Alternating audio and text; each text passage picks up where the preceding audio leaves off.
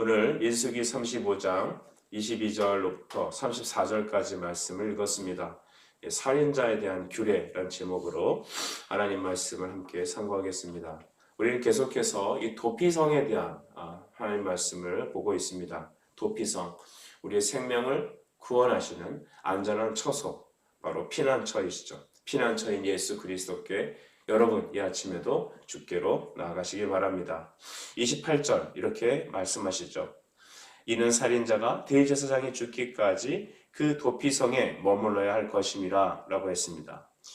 대제사장이 죽은 후에는 그 살인자가 자기 소유의 땅으로 돌아갈 수 있다라고 했습니다. 실수로 사람을 죽인 경우에 그를 일부러 고살자, 일부러 죽인 사람과 같이 판결하지 않습니다. 하나님의 공의죠. 그래서 살인한 자는 도피성의 피신함으로 구원을 받을 수 있게 되었습니다. 피신하여서 그가 언제까지 그곳에 머물러야 했냐면 당시 대제사장이 살아있는 그때까지 거기서 나오지 말아야 합니다. 여러분, 우리가 모든 사람이 이렇게 죄로 죽을 수밖에 또 이미 죽은 자이고 죽을 수밖에 없는 상태에서 도피성에 피하면 살 수 있다라는 것이 성경에서 말하고 있지 않습니까? 성경은 아주 일목요연하게 한 가지 주제를 향해서 우리에게 말씀하고 계십니다. 예수께 피하여야 너가 살 수 있다라는 것입니다. 오늘 많은 사람들이 열심히 살아갑니다. 열심히 돈 벌고 열심히 공부하고 열심히 인생을 살아갑니다.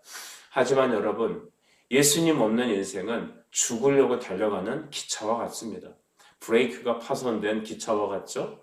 그래서 살기 위해서, 정말로 영생과 삶을 위해서, 평안과 위로와 기쁨을 위해서, 생명을 위해서는 어떻게 해야 될까요? 도피성을 위한 예수께로 나가야 되는 것입니다. 많은 사람들은 예수 그리스도를 깊이 아는 것을 좋아하지 않습니다. 혹시 교회에 발을 딛고 있는 사람들조차도 예수를 깊이 아는 것을 꺼려합니다. 나는 너무 성령에 대해서, 너무 이렇게 진리에 대해서 깊게 알고 싶지 않다. 얇게 알고 그냥 교회에서 삶을 누리고 싶다라고만 말하는 사람도 있을 것입니다. 여러분, 그러나 우리가 만약에 도피성이신 예수님을 알지 못한다면 우리는 바로 생명을 얻을 수 없게 되는 것이죠. 사랑하는 여러분, 여러분이 도피성이신 예수님을 만나길 바랍니다. 주 안에 있을 때 우리는 비로소 생명과 복과 은혜에 놓이게 되는 것이죠. 만약 도피성이 없다면 우리는 그 피해자들을 통하여서 죽음을 면하지 못할 것입니다. 하나님은 이와 같이 우리에게 구원의 길을 여셨습니다. 살 수 있는 길을 열어주신 것이죠. 바로 그분이 예수 그리스도이십니다. 디모데전서 2장 5절은 다음과 같이 말씀하십니다. 하나님은 한 분이시고 또 하나님과 사람 사이의 중보자도 한 분이시니 곧 사람이신 그리스도 예수라는 것이죠. 따라하시죠. 그리스도 예수만이 도피성입니다. 시작. 그리스도 예수만이 도피성입니다. 그렇습니다. 오늘 그래서 이 도피성에 피한 사람이 살 수 있는 방법은 바로 대제사장이 죽기까지라는 것입니다. 우리 25절을 한번 보시죠. 피를 보복하는 자의 손에서 살인자를 건져내어 그가 피하였던 도피성으로 돌려보낼 것이요. 그는 거룩한 기름을 부음받은 대제사장이 죽기까지 거기 거주할 것이다 라고 했습니다. 다시 말한다면 이 대제사장이 죽게 되면 어떻게 될까요? 그는 다시 본국으로, 본 고향으로 돌아갈 수 있는 겁니다.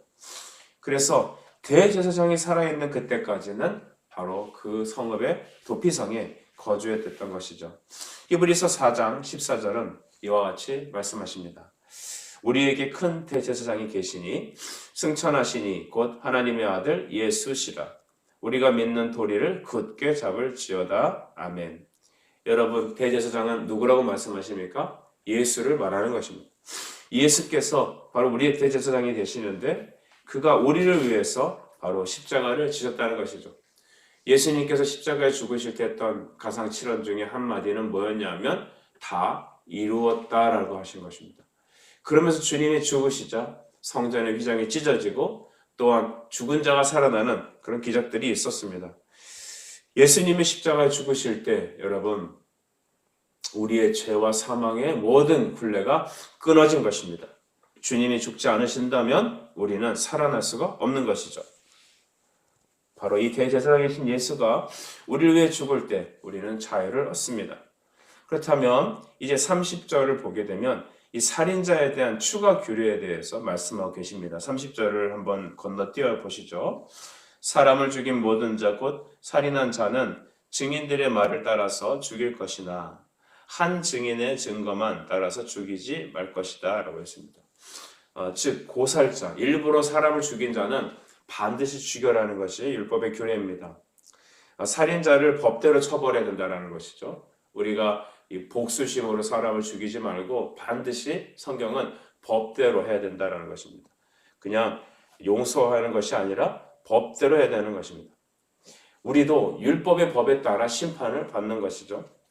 그래서 원칙은 뭐냐 하면 한 증인의 증거만 따라 죽이지 말라. 예를 들어서 한 사람의 증인만 있다면 그 사람의 증언이 위증이 될 수 있죠. 그래서 위증이 아니라 두세 사람의 증거, 여러 사람의 증거를 합하여 그 사람을 심판하라라는 것입니다. 우리가 어떻게 보면 예전에 보면 유전무죄, 무전유죄라는 말이 있지 않습니까?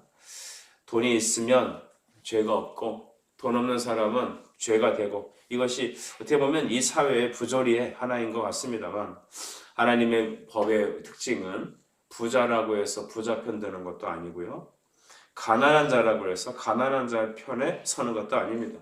부자나 가난한 자나 누구나 다 공평한 하나님 말씀 앞에 서 있는 것이죠. 이 고살자들은 반드시 죽이라고 합니다. 31절을 보시면 이 생명의 속전도 받지 말라라고 하죠. 이 생명의 속전이라는 것은 그 사람의 영혼의 값을, 생명의 값을 돈으로 지불하는 건데, 일부러 고살자에 대해서는 그런 것도 받지 말고 반드시 그 사람 목숨값으로 죽인 그 사람의 목숨값을 대신하라는 것입니다. 여러분, 우리가 왜 죄를 지으면, 또한 이 죄 가운데 태어난 우리가 왜 지옥 형벌을 받을까요? 왜 사망을 받을까요? 그거는 우리의 죄값 때문입니다. 즉 우리의 죄는 반드시 우리의 생명값으로 갚아야 되는 것이죠. 이것이 성경에서 말하는 바로 공의입니다. 33절도 보시죠. 피 흘리게 한 자의 피가 아니면 속함을 받을 수 없느니라 라고 했습니다. 여러분, 피는 생명입니다. 성경에서 말하는 이 피가 의미하는 것은 바로 값을 얘기합니다. 생명의 값이 피입니다. 레위기 17장 11절, 여러분 이 말씀을 꼭 참조하십시오. 레위기 17장 11절은 말하기를 육체의 생명은 피에 있습니다. 내가 이 피를 너희에게 주어 제단에 뿌려 너희의 생명을 위하여 속죄하게 하였나니 생명이 피에 있으므로 피가 죄를 속하느니라 라고 했습니다. 이미 레위기 17장에서는 피가 죄를 속한다. 예수의 피 흘림이 우리의 죄를 용서하신다. 죄의 값을 갚는다라고 말씀하시는 겁니다. 그래서 예수 믿어야 구원받는다는 의미는 뭐냐면 예수님의 피 흘리심을 믿어 그 값이 당신에게 바로 적용되게 하십시오라고 하는 의미입니다. 여러분, 우리는 다 빚쟁이입니다. 어떤 빚쟁이입니까? 죄의 값을 갖고 있는 빚쟁이들입니다. 이 빚을 우리의 생명과 우리의 능력으로 도저히 갚을 수가 없습니다. 선한 역사로 갚을 수 없습니다. 이순신이 천국 갑니까 지옥 갑니까 이런 말 할 필요가 없는 것이죠. 예수 믿어야 여러분 그 피값이 우리에게 적용되는 것입니다. 피가 흘림이 없으면 죄사함이 없다. 우리 히브리서 9장 22절에 말하잖아요. 그 의미가 일맥상통한 말들이죠. 여러분, 예수의 피를 오늘 의지합시다. 예수님의 피 흘림이 없었다면 우리의 죄사함도 죄 씻음도 병에서 고침도 없습니다. 주님께서 우리 죄를 위하여 십자가에서 피 흘리셨습니다. 할렐루야. 주님이 우리를 위해서 십자가에서 피 흘리셨습니다. 나 같은 죄인의 생명을 살리기 위하여 대신 주님이 피 흘리셨습니다. 생명을 주신 것입니다. 그 피를 믿는 자, 그 보혈에 의지하는 자는 천국의 생명을 얻게 되는 것이죠. 피 흘림이 값입니다. 값은 나의 죄값을 갚는 것이죠. 죄의 싹은 사망이에요. 죄의 값이 사망입니다. 그러나 하나님의 아들 예수 그리스도의 은사는 바로 생명이 되는 것이죠.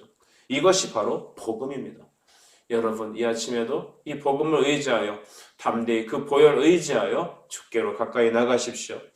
34절은 마지막에 보겠습니다. 너희는 너희가 거주하는 땅, 곧 내가 거주하는 땅을 더럽히지 말라 했습니다. 나 여호와는 이스라엘 자손 중에 있음이라 했습니다. 하나님께서는 이스라엘 자손 중에 있습니다. 즉 주님은 우리 안에 계십니다. 우리 안에 계시니 성도들이 몸 자체가 성전이고 우리가 모여 예배하는 그곳이 곧 하나님의 나라고 여러분의 가정, 예수 믿는 그 가정이 바로 천국이 되는 것입니다. 여러분, 여호와는 이스라엘 자손 중에 계신다 했습니다. 주님은 주님의 교회 안에 계시고 성도들 마음 안에 계십니다. 우리 안에 계시기 때문에 우리는 거룩하고 교회와 가정이 거룩합니다. 내가 열심히 착하게 살아서 청소 열심히 해서 그 집이 거룩한 게 아닙니다. 주가 우리 안에 계시니 거룩합니다. 여러분 자녀들을 위해서 예수 보혈로 축복하고 기도하십시오. 하나님이 그들 안에 계셔야 그들이 거룩합니다. 그들이 거룩해야 하나님의 복과 은혜가 그들에게 있습니다. 여러분 주님이 우리 안에 계셔야 하는 것이죠. 시편 68편 19절 날마다 우리의 짐을 지시는 주 곧 우리의 구원이신 하나님을 찬송할지로다. 아멘. 주님이 날마다 우리의 짐을 지시고 계시기에 우리의 죄와 사망의 권세의 모든 짐을 주님이 날마다 지셨기에 우리는 짐이 없고 자유롭고 거룩하고 은혜로 충만합니다. 말씀을 정리합시다. 살인자에 대한 규례. 우리가 다 주 앞에서 죄인이고 다 살인자의 규례를 해당되는 사람입니다. 우리는 어쩌면 날마다 죄를 일부러 짓는 고살자와 같습니다. 사랑하는 여러분, 그러나 주께서 우리를 위하여 대신 십자가를 지시고 또한 그 예수 그리스도께로 피하는 사람들마다 구원을 얻습니다. 생명의 보호를 받습니다. 주 나에게 및 내가 평안히 쉬네 거기서 쉼을 누리로다. 주님께 피하는 여러분이 오늘도 여러분 승리자입니다. 주님께 피할 때 우리가 새 생명을 얻습니다. 그리고 대제사장이신 그분이 죽을 때 우리는 다시 우리의 본 고장으로 자유가 얻게 되는 것이죠. 예수님은 우리에게 자유를 주시려고 십자가에서 우리를 위하여 죽으셨습니다. 그 예수님을 자랑하고 그 예수님께 피하는 여러분, 이 하루가 여러분에게 복될 줄 믿습니다. 기도하겠습니다. 사랑과 은혜의 주님 감사합니다. 이 새벽에 우리를 통하여 예수께로 피하라고 말씀하시니 감사합니다. 주께로 날마다 더 가까이 피하오니 나를 위해서 십자가에서 피 흘려주신 예수님 그 보혈을 의지하여 이 시간 기도하오니 종들의 삶을 축복하시고 우리 성도들의 가정에 임재하시고 주 되어 주시옵소서. 예수 그리스도 이름으로 기도합니다. 아멘.